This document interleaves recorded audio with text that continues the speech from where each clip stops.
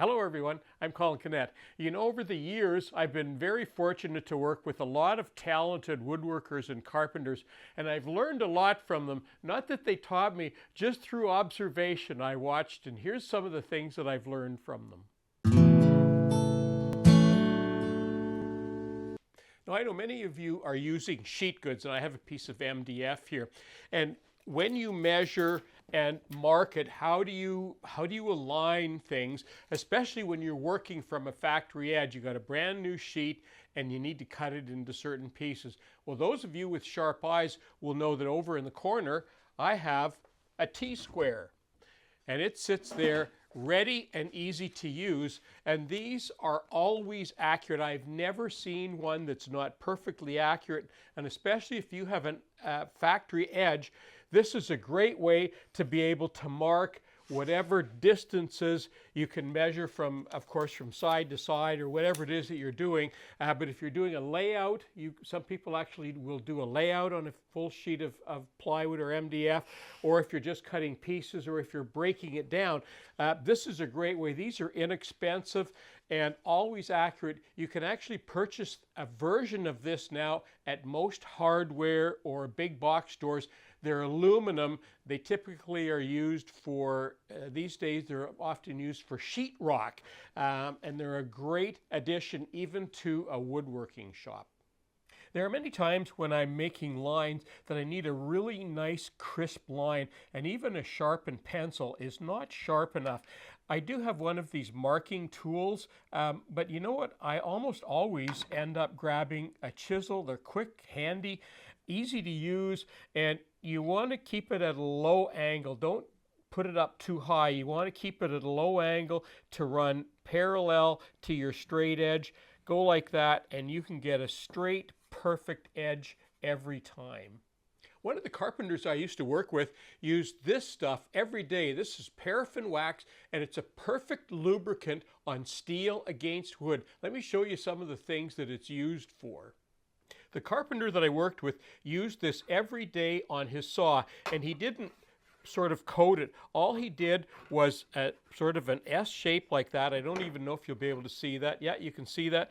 He would do that. He would do that at least once or twice a day. And you know what? In the early days, when all I could afford were hand tools, that's what I did too. Now, today, I still carry a hand saw. I carry this around in my truck all the time, and once in a while, I will put some paraffin wax on it, just because sometimes I'm cutting into some sticky wood somewhere, whatever it is that I find.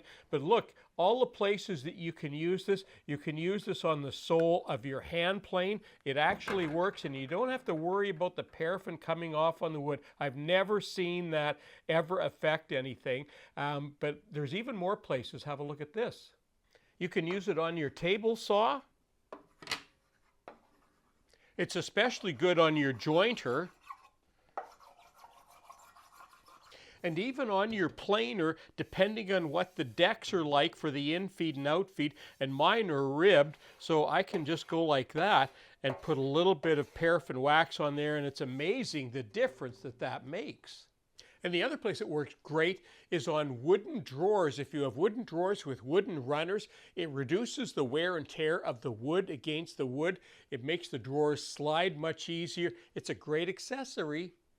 And one of the things I found with working with experienced people, where you and I often rely on a tape measure, they seldom relied on a tape measure. There was always something around to mark. And I'll give you an example of them. Bert used to use a level, and he used to use it all the time. Now you can see that I've got some tape on here, and I will show you an example of what he would do. For example, if he had to put up, let's say, a floating shelf somewhere, what he would do, instead of measuring, he would put the pins in wherever they needed to go, but then he would mark on his level, he would mark where those pins were. Now I've got tape on here so that you could see, so I would mark, say, here and here. He wouldn't even do that. He would mark right on the level, and what's really cool about that is when he marked it, after he got finished, he could just wipe it off with his finger, but he would mark that on his level, then he would take the level to the wall, and two things happened here. First of all, he had an accurate measurement of where the pins were in the shelf, but then he could also level it as well. So then he would mark there and put his holes in there and put up his floating shelf. So there was a quick way without using any tapes, and he had to use a level for it anyway. So he filled two jobs doing the same thing, and he used that over and over. Even if he didn't need to use the level, he would often just use it as marking from one board to another. So something like this can come in really handy for marking, and you get perfect marks every time. You don't have to measure with a tape. Well, that concludes my video for today. And you know, I did another similar video to this with a bunch more pro tips that I've learned over the years. So you can have a look at that video right over here. I'm Colin Canet for Woodwork Web. Thanks for watching.